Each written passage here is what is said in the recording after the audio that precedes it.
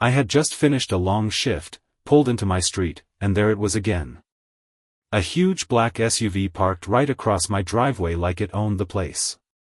My hands tightened on the steering wheel. It wasn't the first time. For the last 2 weeks, every single day, my neighbor, Miss Patty from the HOA, made sure to block my driveway. Sometimes halfway, sometimes completely, like she was daring me to say something.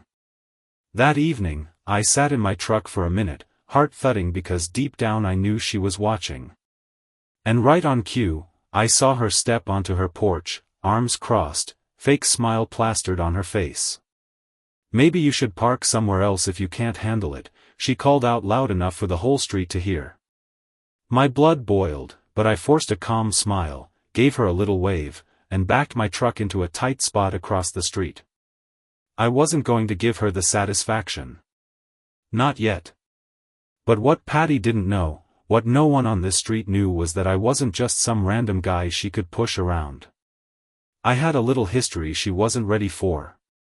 And if she wanted a war over a driveway, she had just picked the wrong soldier to fight with. The next morning, I woke up early on purpose. I sat by the window with my coffee, watching her. Patty was already outside pretending to trim her bushes, but really just waiting for me to leave so she could pull her SUV right back across my driveway. It was almost funny how desperate she was for control. I decided to take my time, letting her sweat a little. Around 10 a.m.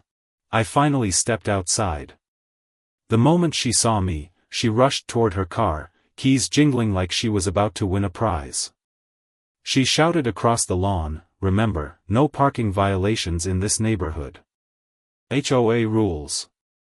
I gave her a polite nod even though I knew she was making half of it up. There were no rules about driveways being shared.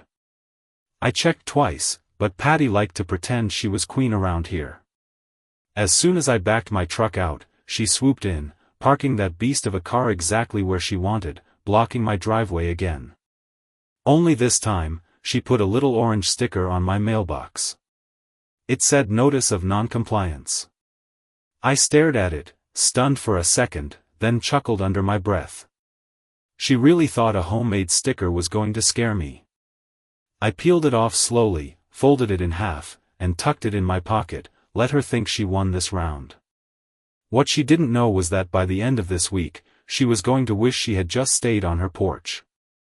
That night, I stayed up late working on my plan. Not something reckless, something smart, something legal. I wasn't about to lose my cool and give her a reason to call the cops on me. Instead, I dug through my old paperwork, stuff I hadn't touched since I moved in, and found exactly what I needed. Buried deep in my files was the original property map. And there it was in black and white, a clear line showing that the patch of grass Patty kept calling common area actually belonged to me. It wasn't shared property.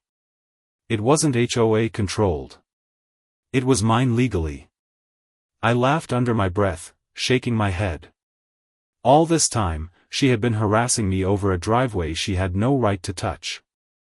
The next morning, I called a buddy of mine who ran a local fencing company.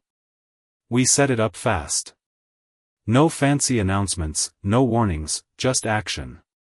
By noon, there were trucks in front of my house and men unloading heavy wooden panels.